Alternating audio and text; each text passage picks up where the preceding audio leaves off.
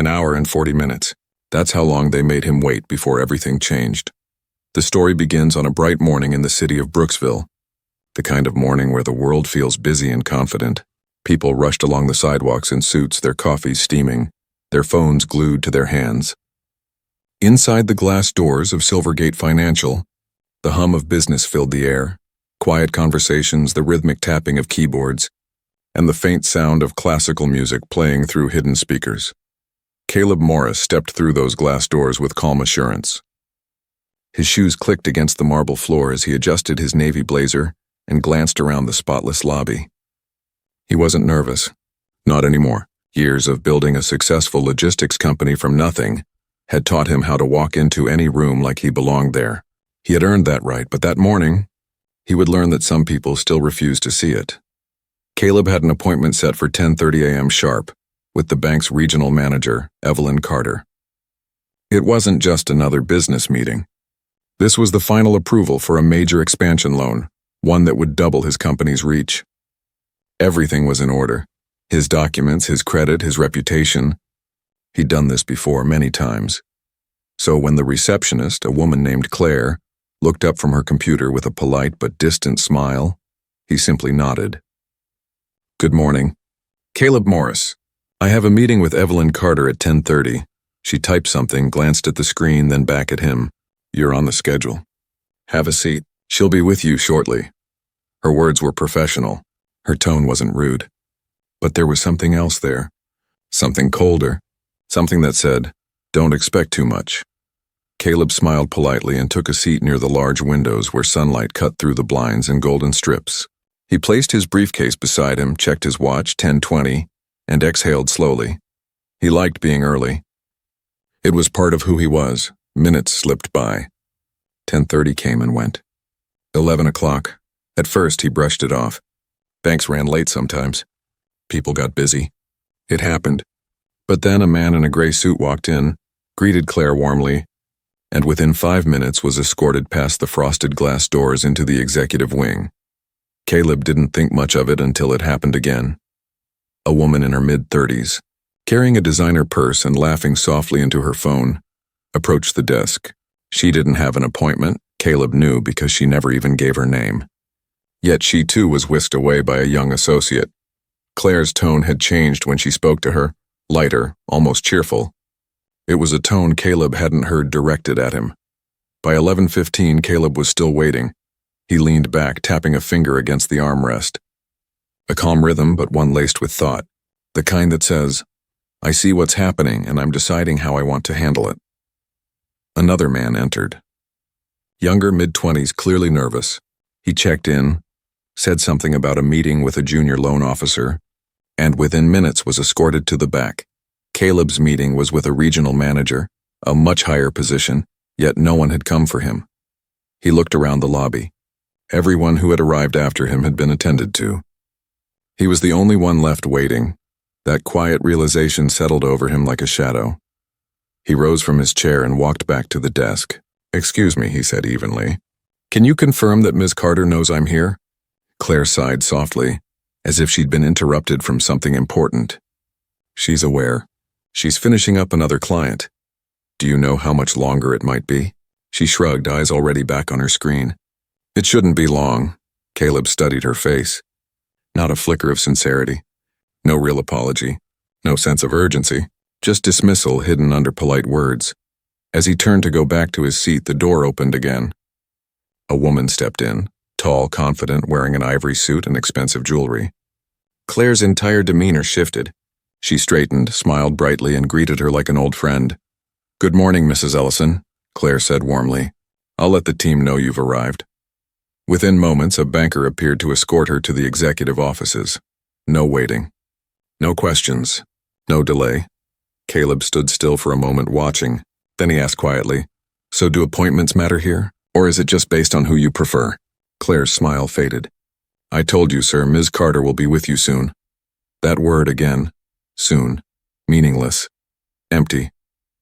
Caleb walked back to his seat, every step deliberate. He had faced many forms of subtle disrespect in his life, but something about this calm corporate indifference, stung differently. He didn't need anyone's pity or permission. He just wanted what he had earned, the same basic respect anyone else in this lobby was getting. He looked at his watch again. 11:50, an hour and 20 minutes, and still, nothing. He noticed a conversation happening nearby between a young teller and an older man in a golf polo. Their voices were casual, friendly. "Yeah, Mrs. Ellison doesn't need an appointment," the teller chuckled. "She just walks in. We always make room for her." Caleb's jaw tightened, so that was how it worked. Rules for some, flexibility for others. He took a deep breath, the kind that steadies you when you're about to make a choice. This wasn't just a delay. It was a decision, a message. Would he sit quietly like they expected him to, or would he remind them who he was and what his time was worth? He stood up, not fast, not angry, just sure. Claire looked up in surprise as he walked past the desk. "Sir, you can't go back there without—" But Caleb kept walking. The frosted glass doors opened with a soft push, revealing a long hallway lined with offices. Some doors were closed, others half open, revealing quiet spaces of wealth and authority. At the far end, he saw her, Evelyn Carter, sitting alone at her desk, typing on her laptop. No clients in sight, no meeting. She looked up, startled as he entered. "Mr. Morris," she said sharply. "You should have waited to be called." Caleb met her gaze evenly. "I did, for almost an hour and a half." Evelyn's fingers hovered over the keyboard. For a moment her face softened, then hardened again. "We've been very busy today." Caleb let out a calm, steady breath. "Busy serving everyone who came after me?" Her expression tightened. "That's not what happened." He smiled slightly. "I counted." Evelyn shifted in her seat, her fingers brushing the papers on her desk as if tidying them would steady her composure. "Mr. Morris," she began, her tone tight. "I understand your frustration, but professionalism requires patience." Caleb smiled faintly. "Patience isn't the issue, Ms. Carter. Respect is." Her eyes flickered. "I don't appreciate your tone. And I don't appreciate wasting my morning for a meeting I confirmed twice," he replied evenly. "Especially while watching people stroll in and get priority service." Evelyn straightened, trying to regain control. "Please take a seat. We can discuss your application now." Caleb sat, but it wasn't submission. It was clarity. The quiet confidence of a man who had already decided he wouldn't be dismissed again. Evelyn flipped through his folder, scanning his financials, nodding occasionally as though she were the picture of composure. But her hands betrayed her, the faint tremor of someone who realized the ground beneath them was shifting. "Your numbers are strong," she said finally. "But our bank has to be cautious with large loan approvals at the moment. The lending climate has changed. We may need additional assurances before we can proceed." Caleb raised an eyebrow. "Assurances? You've got 3 years of clean audits, consistent profit growth, and assets that exceed the request by nearly double." She glanced down again. "I understand, but our standards are high." He leaned forward slightly. "They seem to vary depending on who's asking." Her jaw tightened. "That's an unfair accusation." "Is it?" Caleb said calmly. "I waited while at least 6 people came and went, some without appointments. None of them were made to prove themselves twice." Evelyn's face turned pale. "That's not—" The door behind her swung open. 3 men entered, mid-conversation, their voices carrying the weight of authority. Their suits were sharp, their confidence effortless. And at the front was someone Caleb recognized immediately. Harold Pierce, CEO of Silvergate Financial. Harold paused the moment he saw Caleb, surprise flickering into a wide, genuine smile. "Caleb Morris, you're the last person I expected to find sitting here." Evelyn froze, the color drained from her face. Harold stepped forward, extending a hand. Caleb rose and shook it firmly. "It's been a while," Harold said. "How's business?" "Growing faster than ever," Caleb replied smoothly. Harold turned to Evelyn, his expression neutral but his tone sharpening. "How long has Mr. Morris been waiting?" The room fell silent. Evelyn's lips parted, but no words came. Caleb's answer filled the void. "About an hour and a half." Harold's jaw tightened. His voice stayed calm, but it carried the chill of quiet authority. "An hour and a half," he repeated. And he had an appointment? Yes, Evelyn murmured. There must have been a scheduling issue. Harold didn't look at her. Was there? Caleb shook his head once. No issue that I saw. Harold exhaled slowly, then turned back to Evelyn. Step outside, please. She hesitated. Sir, Now. Evelyn gathered her folder, her face expressionless, and walked out. The click of the door behind her sounded final. Harold turned back to Caleb, rubbing a hand over his jaw. I'm embarrassed, he said plainly. This is not how we do things here. Caleb looked at him, measured. Seems like it's exactly how things are done, just not when you're watching. For a moment, neither man spoke. Then Harold gave a short nod. Fair point. He motioned toward the other executives standing behind him. Gentlemen, meet Caleb Morris, founder of Morris Logistics. He built one of the most reliable transport networks in the region. We should be honored to have him as a client. One of the men cleared his throat. Of course, Mr. Pierce. Harold gestured toward the folder Evelyn had left behind. That's his loan application, I assume?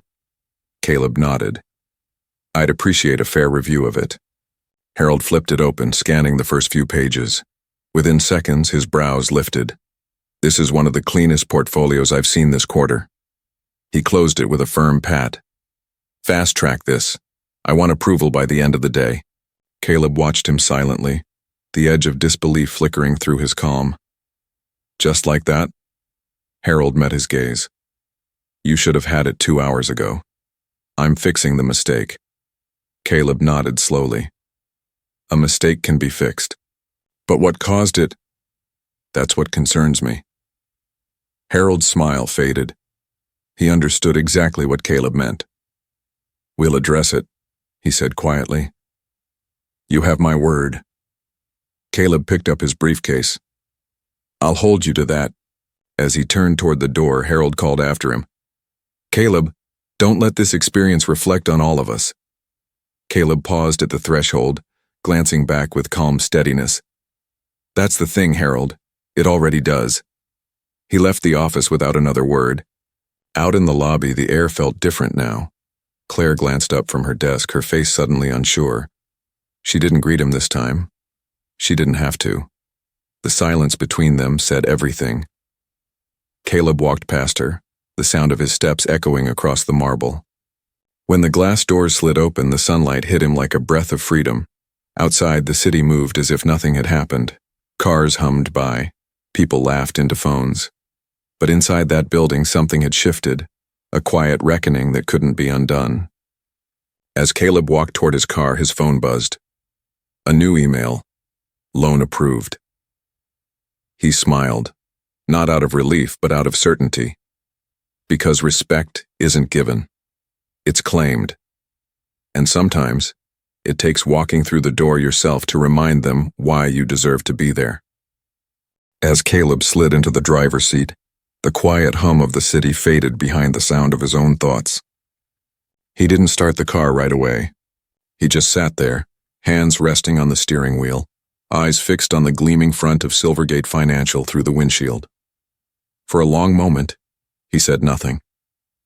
Then he let out a breath that sounded more like release than relief. He had seen this pattern before, in boardrooms, conferences, and partnerships. The polite smiles, the veiled doubts, the way people looked right past him until someone else gave them permission to see his worth. Every time it came wrapped in professionalism, tied with courtesy, disguised as routine. But today was different.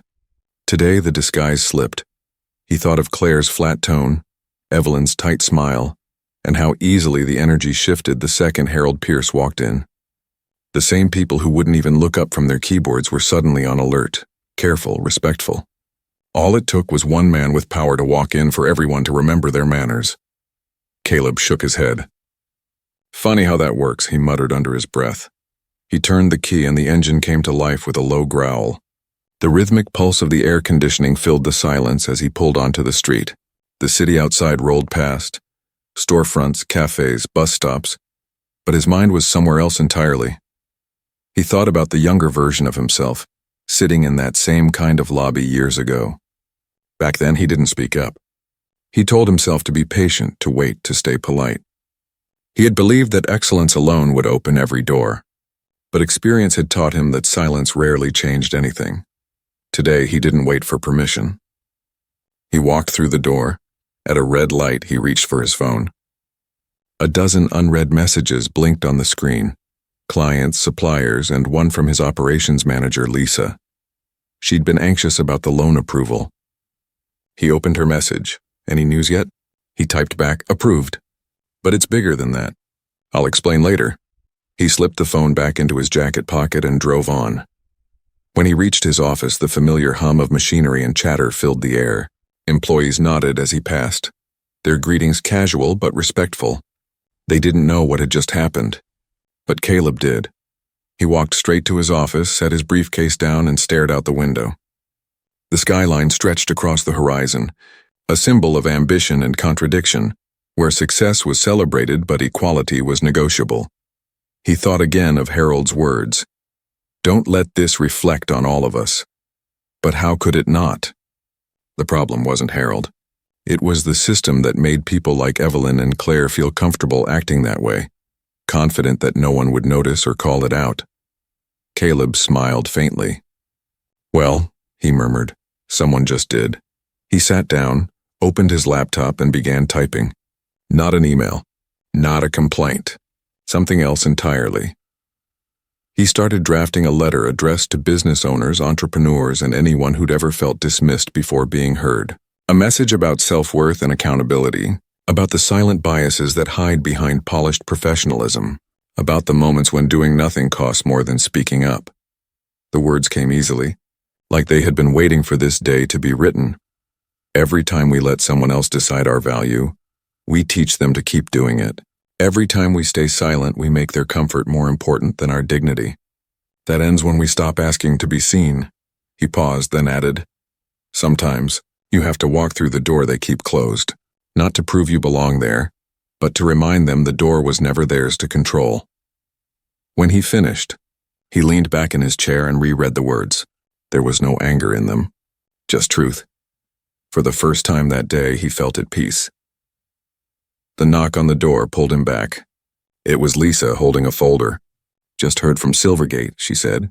Congratulations, boss. They approved the expansion. Caleb smiled. That's good news, she grinned. You don't sound surprised. I'm not, he said. It was never about the approval. It was about making sure they knew who they were dealing with. Lisa laughed softly, shaking her head. You always make things sound like a lesson. Maybe it is one, Caleb said. Not just for them. She nodded and left, closing the door behind her. Caleb looked back at the skyline. The day had started with waiting, with silence, with someone trying to define his worth. It ended with clarity and purpose. He knew this wouldn't be the last time he'd face something like that. But now he also knew he'd never face it quietly again, because silence protects comfort, not change, and respect, real respect, isn't granted by invitation, it's earned by action. The next morning, the story began to spread through quiet conversations and cautious whispers. Inside Silvergate Financial, the atmosphere was heavier than usual. The same polished marble floors that once gleamed with certainty now reflected faces that avoided one another. Claire sat at her desk, hands folded, staring at her monitor but not really seeing it. She'd replayed the moment in her mind all night. Caleb walking past her, the look in his eyes, the CEO's reaction. Every time it hit her the same way, shame disguised as discomfort. No one said his name out loud, but everyone knew who the client was. The one who'd waited, the one who hadn't stayed silent. In the upper offices, Evelyn Carter sat alone, her desk stripped of the neat folders that once covered it. The blinds were half drawn, the light cutting sharp lines across her face. Her meeting with Harold Pierce the previous evening had been short and devastating. There were no raised voices, no arguments, just truth laid bare. Do you understand why this happened? Harold had asked her. She'd wanted to say yes, to pretend she did. But she didn't, not fully. She'd tried to defend herself, insisting it wasn't personal, that she'd followed protocol, that the schedule was busy. But every word sounded smaller the more she spoke. Now, sitting alone, she finally understood what Caleb had meant. It hadn't been about the delay. It had been about the way she didn't see him until someone else made her look. Meanwhile, Harold was in a conference room with the board, his tone clipped, his patience thinner than usual. "We built our reputation on trust and fairness," he said. "Yesterday, both were compromised. We don't just lose clients this way. We lose integrity." He looked around the room, eyes settling on each executive in turn. "And integrity isn't something you buy back with a statement or a donation. It starts with how we treat people the moment they walk through that door." The room was silent. No one argued. No one needed to. Across town, Caleb sat in his favorite cafe, the hum of conversation around him blending with the soft sound of jazz. A few newspapers lay scattered on the counter beside his cup. He wasn't reading them. He was watching people, the barista calling out orders, the elderly couple sharing breakfast, the young intern typing furiously on a laptop. Every person there carried a story. Some of those stories were heard. Others were quietly dismissed. He opened his laptop and reread the letter he'd written the night before. The words still resonated, but now he added a new line at the end. "Change doesn't start when people in power apologize. It begins when the people who were ignored stop waiting for permission." He hit send. The letter wasn't addressed to Silvergate. It was published as an open column on a business forum where entrepreneurs shared their experiences. Within hours, it started gaining traction. Dozens of comments poured in. People who had been dismissed in meetings, spoken over in negotiations, underestimated in interviews. Some shared stories eerily similar to his. Some simply said thank you. By evening, the letter had reached over 50,000 views. At Silvergate, Harold received a notification from a colleague. He opened the link, read the letter silently, and sat back in his chair. He didn't need Caleb's name to know who had written it. For the first time in years, he felt something uncomfortable yet necessary: accountability. He forwarded the link to every senior manager in the company with one line attached. "Read this carefully. Then look in the mirror." That night, as the city lights flickered across glass towers, Evelyn reread the same letter on her phone. She sat in her living room, the weight of her own reflection pressing harder than she expected. She thought about the moment Caleb had walked into her office, the calm in his eyes, the restraint in his tone, the truth in his words. She had dismissed it as defiance. Now she understood it was strength. The next morning, Evelyn typed a short email addressed to Caleb. It wasn't corporate or defensive. It was human. "Mr. Morris, I owe you an apology. Not for the delay, but for the way I made you feel unseen. It took one day to realize how long I've overlooked things that should never have been ignored. You were right, it wasn't about time. It was about value. Thank you for reminding me." She hesitated before hitting send, then pressed the key and closed her laptop. Across the city, Caleb read the email later that day. He didn't smile or feel vindicated. He just nodded once, quietly, because real change didn't always look like victory. Sometimes it looked like awareness. He replied with a single line. "Acknowledgement is the first step. The next one is consistency." He closed his laptop and looked out his window again, the afternoon light spilling across his desk. He thought of all the moments that had led to this, every slight, every dismissal, every small act of resilience that built him into the man he was now. He knew there were others still waiting in their own versions of that lobby, still wondering if they should speak up or stay quiet. He hoped they'd hear his story, not as a warning but as permission, because waiting quietly doesn't earn you respect. Standing up even when your voice shakes does. Weeks passed, but the echo of that day didn't fade. It grew louder. What began as one man's quiet stand inside a polished lobby started to ripple through boardrooms, offices, and coffee tables across the city. Caleb's open letter had been shared thousands of times. It wasn't angry, it wasn't bitter, it was honest. And honesty travels faster than outrage when it's written with clarity. Emails began arriving from people he'd never met. A woman who had been talked over in a contract meeting thanked him for giving her courage. A small business owner wrote about being refused a loan for vague reasons until he went to another bank and was instantly approved. A young intern said she finally understood what her silence had cost her. Caleb read every message. Some he answered. Some he simply let sit, knowing the act of being heard was enough. One morning, his assistant knocked on the door. "There's someone here to see you," she said. He looked up. "Who?" She smiled a little. Evelyn Carter. For a moment he was still. Then he nodded. Send her in. Evelyn entered quietly, dressed in a simple gray coat instead of her usual tailored blazer. There was no armor in her posture this time.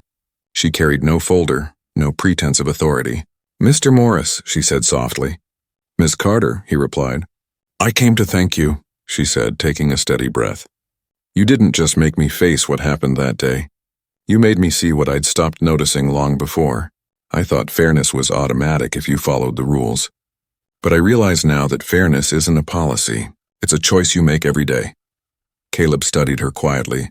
That's not an easy thing to admit. It shouldn't have taken all this to learn it, she said. But I'm not the same person who sat behind that desk. He nodded once. That's all anyone can ask, for people to grow from what they've done. Evelyn hesitated. Would you ever consider working with us again? Caleb smiled faintly. That depends. Are you asking for business or understanding? She blinked, then smiled too. Maybe both. He didn't promise anything, but he didn't refuse either. Sometimes forgiveness isn't spoken. It's left open, waiting for action to fill it. After she left, Caleb looked out the window again. The city below was alive, imperfect, impatient, but moving forward. He thought about how small that moment in the lobby had seemed, yet how far its shadow reached. A few days later, Silvergate Financial issued a statement. Not a press stunt, not a polished corporate apology, but a new policy announcement. A transparency initiative designed to make client interactions more accountable, appointments more equitable, and staff training more human-centered. The statement didn't mention Caleb by name, but everyone knew where it started. Other companies began adopting similar ideas. Seminars were held about workplace equality, respect, and unconscious bias. His name came up in conversations he never attended. His story became a quiet example of what it meant to draw a line with dignity. Months later, Caleb was invited to speak at a business summit. The audience was full of executives, entrepreneurs, and students, people who had heard the story but wanted to hear the man behind it. When he walked on stage, the room fell silent. He didn't start with a quote or a statistic. He simply said, I was made to wait one morning. I thought it was just about time. But it was about something bigger. The idea that some people still think respect must be earned twice when it should be automatic once you walk through the door. He paused, scanning the faces in the crowd. I didn't shout. I didn't break anything. I just walked forward. Because sometimes progress isn't loud. It's the quiet decision not to sit down again. The room stayed silent, but it wasn't emptiness. It was understanding. He continued, voice steady. The truth is, we don't change systems by demanding apologies. We change them by refusing to play along with their comfort. Every time someone decides not to wait quietly, the system shifts, even if only by an inch. And enough inches make a mile.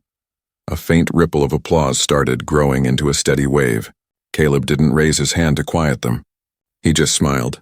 After the speech, a young man approached him backstage, nervous but eager. Mr. Morris, he said, how did you know what to say that day? When to stand up?